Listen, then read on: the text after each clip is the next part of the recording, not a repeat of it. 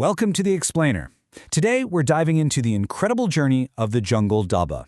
It's a really profound story about reputation, survival, and the absolute lengths a person will go to uncover the truth. Let's get right into it. So what actually happens when your entire community completely turns against you? Imagine the sheer terror of that moment. Our source material kicks off with this incredibly heart-wrenching scene. A young man named Mannu and his mother, Chhavi, are standing in front of a furious Sarpanch, the village head. Without any warning or, honestly, any mercy at all, they're banished from the only home they've ever known. The villagers are absolutely raging, demanding they repay this massive debt that Mannu and Chhavi simply don't have the money for. With literally nowhere else to go, they have to pack whatever they can carry and just walk away in total disgrace. Okay, let's unpack this shattered legacy for a second. How exactly does a family end up in such a desperate spot? Well, Mannu's dad, Rakesh, was this highly respected teacher. He'd lived in totally perfect harmony with the village for 20 years. But then, almost in the blink of an eye, he became the most hated man in town. The villagers were convinced he had committed this unforgivable betrayal, completely wiping out 2 decades of solid trust. It really goes to show just how fragile a reputation can be when money and basic survival are suddenly on the line. To really understand this so-called betrayal, we need to look at what Rakesh actually promised them. He pitched this revolutionary idea to the village council. See, the farmers were in a really dire situation, getting less than 8 hours of electricity a day. I mean, that makes crop irrigation almost impossible unless you're dropping thousands of rupees on diesel fuel, right? So Rakesh introduced them to the idea of solar panels, a modern setup that converts sunlight directly into electricity, which would give them years of free, totally reliable irrigation. 8 to 10 lakh rupees. To put that into perspective, for a community of humble farmers, that is a massive, life-altering amount of money. But they trusted Rakesh. They fully believed in his vision for the village, so they pooled all their hard-earned savings together and handed it over to him so he could go secure the solar panels. And then, well, Rakesh vanished. No solar panels showed up, phone calls went straight to voicemail, and Rakesh was just gone. To the village, the math was simple. Their trusted teacher had stolen their money and skipped town. So, carrying the heavy weight of this alleged crime, Mannu and Chhavi find themselves wandering into the deep, unforgiving jungle. They're terrified, totally exhausted, and absolutely starving. I mean, they haven't eaten a single thing all day. And as the sun starts going down, that jungle becomes an incredibly dangerous place. Just as total despair starts setting in, they're stopped dead in their tracks by this booming, authoritative voice. A stranger named Timba just emerges right out of the shadows. Now here is where things take a super fascinating turn. Timba doesn't attack them. It turns out he belongs to the Veda tribe, and their whole core philosophy revolves around feeding the hungry. So he takes the starving mother and son back to his home and serves them a meal that is honestly nothing short of culinary magic.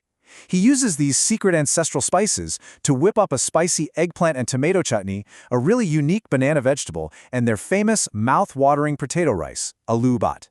The flavors are just explosive. It's totally unlike anything Mannu and Chhavi have ever tasted. And that incredible meal sparks an absolute light bulb moment for Mannu.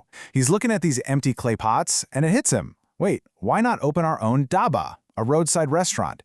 He realizes that if they can bring this extraordinary, totally natural tribal food out to the surrounding villages, people would absolutely line up for it. It could be their golden ticket to earning enough cash to pay off that massive 10 lakh rupee debt, clear his dad's name, and finally get their honor back. And this brilliantly illustrates the sheer ingenuity of the Veda tribe. At first, Mannu's mom is pretty skeptical. Like, how on earth are they going to keep food hot all day on a wooden handcart without a stove? But Timba steps in with his genius, zero-cost, totally natural insulation trick. First, you stash the freshly cooked food in traditional clay pots. Then you pop those pots into a tightly sealed wooden box. Finally, you pack all the empty space thickly with dry grass. This old-school tribal engineering traps the heat perfectly. We're talking piping hot food for 6 to 7 hours, with zero electricity or fire required. So, armed with Timba's secret recipes and a custom wooden cart he built for them, Mannu and Chhavi hit the surrounding villages. And guys, the response is explosive. The birth and boom of the jungle dhaba happens practically overnight. Villagers just go completely crazy for the unique, natural taste of this Veda tribal food. I mean, they literally sell out on day 1. Within just a few short months, their profits skyrocket, letting them upgrade from that humble little handcart to a fully established, real-deal brick-and-mortar restaurant. They're finally making real money. But just as they're really tasting success, The narrative takes a dark turn. News reaches the Dhaba that a catastrophic flood has completely leveled their old home, Rojapur. The devastation is absolute.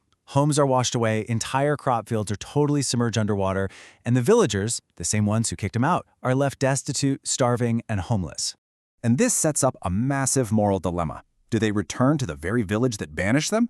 Chhavi is understandably super hesitant. Why on earth should they help the people who threw them out during their darkest hour? But Mannu shows incredible moral fortitude here. He reminds his mom about Timba. When they were starving in the jungle, a total stranger helped them out, no strings attached. Mannu insists they have to emulate that kind of selfless kindness. So they pack up all their resources and head straight back into the heart of the disaster zone. Now really let this number sink in. 2 months. Mannu and Chhavi didn't just hand out a couple of hot meals and call it a day. They brought the flooded-out villagers back to their restaurant, gave them a roof over their heads, and fed the entire village completely for free every single day for 2 whole months. Just think about the sheer scale of that sacrifice. They took on the massive burden of feeding hundreds of people straight out of their own pockets, asking for absolutely nothing in return while they waited for the floodwaters to recede. But as you might guess, there's a heavy cost to that kind of selfless service. While the village was officially saved from starvation, and the farmers eventually got back to their fields, the massive expense of churning out all that free food completely bankrupted the jungle Dhaba. Mannu and Chhavi's hard-earned success just evaporated. They drained every last bit of their inventory and savings, leaving themselves completely penniless once again, right back to square one. Let's just quickly trace this insane roller coaster of a journey. They're exiled in disgrace. They meet Timba out in the wild. They leverage that tribal knowledge to build a massive success. Then they sacrifice literally all of it to save their old village. And now, bankruptcy. They're sitting in this empty restaurant, right, wondering how they're ever going to survive, when suddenly, a police jeep just pulls right up outside. An inspector steps out of the jeep and walks straight up to Mannu, and he's carrying this really heavy bag. He asks if they're the family of Rakesh Kumar. When Chhavi fearfully nods yes, the inspector just hands the bag right over to Mannu. Inside, it's completely full of cash. It is the exact missing village money, the 8 to 10 lakh rupees that everyone swore was stolen. But the story the inspector tells them next changes absolutely everything. So the absolutely crucial point here comes down to this dual reality. For months, the villagers were living in the reality on the left. They firmly believed Rakesh stole their money and ran like a coward. But the reality on the right is the ultimate truth. Rakesh didn't steal a single rupee, not one. The guy he trusted to buy the solar panels turned out to be a scammer who took the cash and vanished. Knowing he couldn't face his village empty-handed, Rakesh spent weeks hunting these scammers down himself. He finally cornered them and called the cops. But the scammers caught on. By the time the police actually got there, they had secured the money, but the scammers had murdered Rakesh. He didn't run away. He literally sacrificed his own life fighting to protect his village's future. The inspector insists on taking them straight to the village square to tell everyone the truth. And you can just imagine the heart-wrenching scene that unfolds.